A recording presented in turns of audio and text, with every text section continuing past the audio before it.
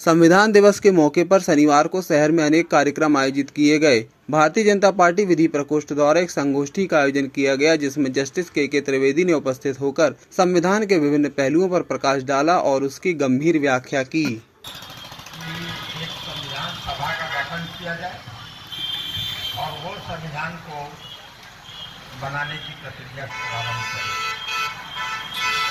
आप यदि थोड़ा सा भी इतिहास में झांकें, 1947 से पहले की स्थिति सोचें। भारत विभिन्न सूबों में बटा हुआ था। लगभग हर सूबे में रियासतें थीं जिनके अपने नियम और कानून होते थे। अब यदि इनको एक साथ कर दिया जाए तो इन्हें किस प्रक्रिया के तहत चलाया जाएगा, इस पर विचार करने की आवश्यकता है। आज संविधान दिवस, आज के दिन एक बड़ा लंबा दुनिया का सर्वश्रेष्ठ संविधान बनकर तैयार हुआ, जिसके समिति के अध्यक्ष बाबा साहब भीमराव अम्बेडकर थे।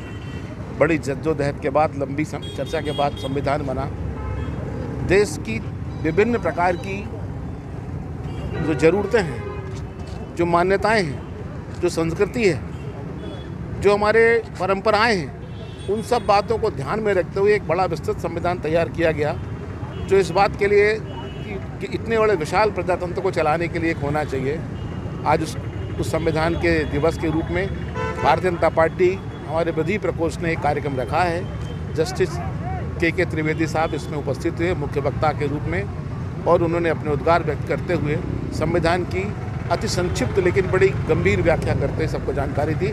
आज के दिन हमारे भारत का संविधान को हमने अंगीकृत किया था, आत्मार्पित किया था। किसी भी देश का प्रथम दस्तावेज उस देश का संविधान होता है, और हमारे भारत का जो संविधान है, वो संविधान के आधार पर ही निसंदेह हमारा देश उत्तरोत्तर विकास कर रहा है, और एक दिन ऐसा आएगा कि वो विश्व गुरु के पद पर आसीन होगा। विधि दिवस के उपलक्ष्य में भारतीय जनता पार्टी विधि प्रकोष्ठ के द्वारा आज का ये विधि दिवस भारत के प्रथम कानून मंत्री, संविधान के निर्माता बाबा भीमराव अम्बेडकर जी को समर्पित करते हुए आज हम लोग ये कार्यक्रम यहाँ मना रहे हैं। हमारे इस कार्यक्रम में की शोभा बढ़ाने के लिए रिटायर्ड जस्टिस श्री के त्रिवेदी जी हमारे बीच में आए हैं।